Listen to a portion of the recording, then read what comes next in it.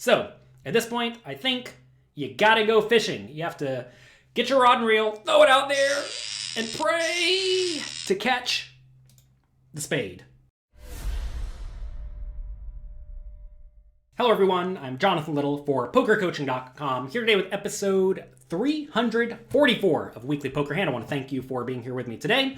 We're going to be going through a hand from the 400, 800 high stakes poker. Make sure you are checking this out at Poker Go. They have a lot of great coverage of very, very high stakes cash games, tournaments, etc. And high stakes poker has been amazing. Also, they have a show called Poker After Dark, and I happen to have short little strategy segments in a bunch of the episodes, so make sure you check that out and let me know what you think. I'm actually giving away a seat to play with me next season on Poker After Dark. I'm giving away a $5,000 buy-in seat to one lucky winner. To get into that giveaway, check out pokercoaching.com/pokerafterdark.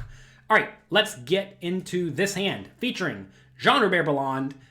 Very, very, very strong cash game player. I think people think he used to be the fish, but he has gotten pretty great over the last few years, and this hand's actually going to illustrate it. He raises it up with the pocket aces, and then Rick Salomon, who I don't actually know a ton about, despite the fact that he's had $9.9 million in live tournament earnings, and he has starred in a few films. Check those out if you enjoy not suitable for work content. He decides to play the 10-5 suited. I would not recommend this play, but, might as well splash around. He calls, we see the flop, ace, jack, 8. This is a neat spot because these players are very, very deep stacked. They are playing 260 big blinds deep. So whenever you flop top set, especially on a board that should connect reasonably well with Rick Salomon's button calling range, checking is always viable because you make it kind of hard for them to have a really, really strong hand like an ace here. So you don't mind checking and giving him a chance to either bluff or catch up. That said, when you are really deep, I am all for betting, especially if you think your opponent's a little bit loose, a little bit splashy, which clearly Rick Salomon I can't even talk, which clearly Rick Salomon is. He is splashing around, he's going fishing. In this scenario, Jean-Robert does go for a chunky bet, a 5,000 bet into the 6,000 pot.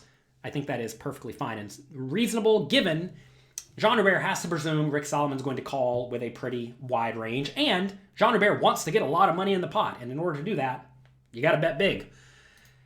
And Rick Salomon does make the call with his flush draw. Look, whenever you call preflop with a 10-5 suited, you're not trying to fold when you flop a flush draw. However, you do have to be a little bit cautious in this scenario because if you think about Jean-Robert's range to bet big on the flop, it's going to be a lot of premium made hands, which you're not in great shape against, and draws. And notice the draws that Jean-Robert's going to have sometimes include king high, queen high, flush draws, which you're actually in terrible shape against. That said, the 10 of spades does block king 10 of spades, queen 10 of spades, 10-9 of spades, so it's not quite as big of a concern compared to if Rick Salomon had, let's say, 4-3 of spades, because then he's not blocking nearly as many of the relevant flush draws. Turns the 3 of clubs, and Jean-Robert, again, goes for a bet. Pot 16,000. He blasted. He bets 15,000. So another very, very big bet. Whenever Jean-Robert takes this line, you have to presume now at this point he has either a really good made hand or a draw. And I think this is a spot where Rick Salomon can be pretty content calling, because if Jean-Robert does have a premium made hand, like a set or 2 pair, he's probably going to pay off if you get there on the river, right? And if he does have a busted draw, there's always a chance that he'll check the river, and you can then put in a bet to try to make Jean-Robert fold out some stuff like king high or queen high. So at this point, I think you gotta go fishing. You have to get your rod and reel, throw it out there, and pray to catch the spade. He does not. Instead, it comes a jack. So the board now reads ace, jack, 8, 3, jack. And now Jean-Robert has to figure out what to do with his full house. What do you think you should do with this full house in this scenario? Pot is $46,000 with $188,000 behind. Do you think he should check, bet small, like 15,000, bet medium, like 40,000, or bet gigantic, like 90,000? I want you to pause the video and write in the comment section below what you would do in this scenario if you were Jean-Robert Bellande with the, what's this? Second nuts. And remember, you don't know Rick Salomon has nothing. So write in the comment section below what you would do. I'll wait for you. Go ahead.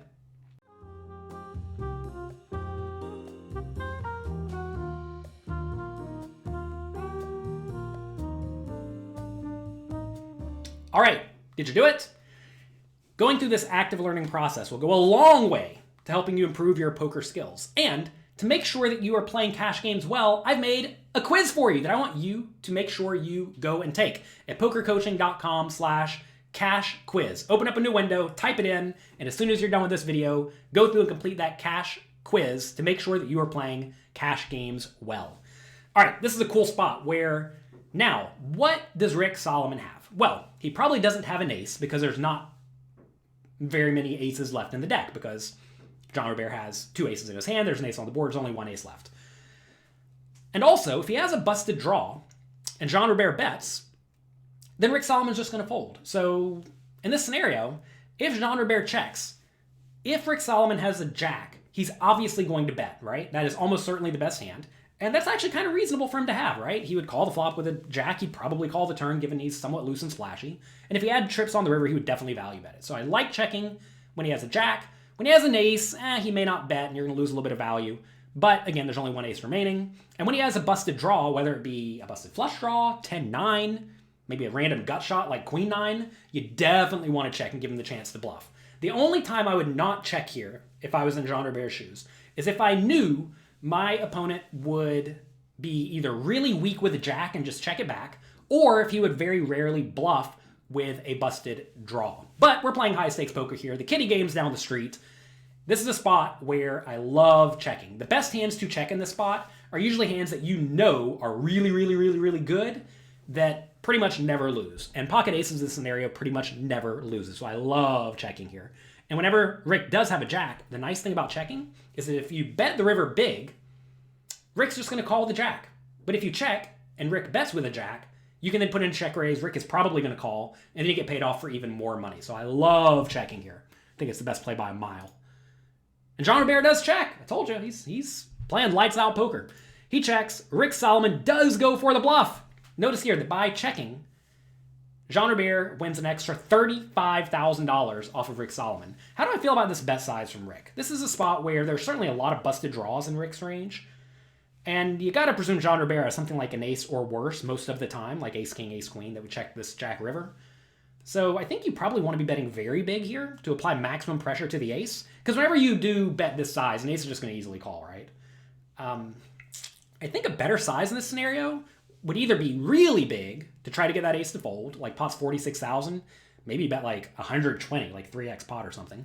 Or you bet really small, like 15,000. And you're betting 15,000, not to try to get an ace to fold, but to try to get a hand like king queen or king 10 or queen 9 to fold, because those hands all beat you, right? And they're going to fold to any small bet.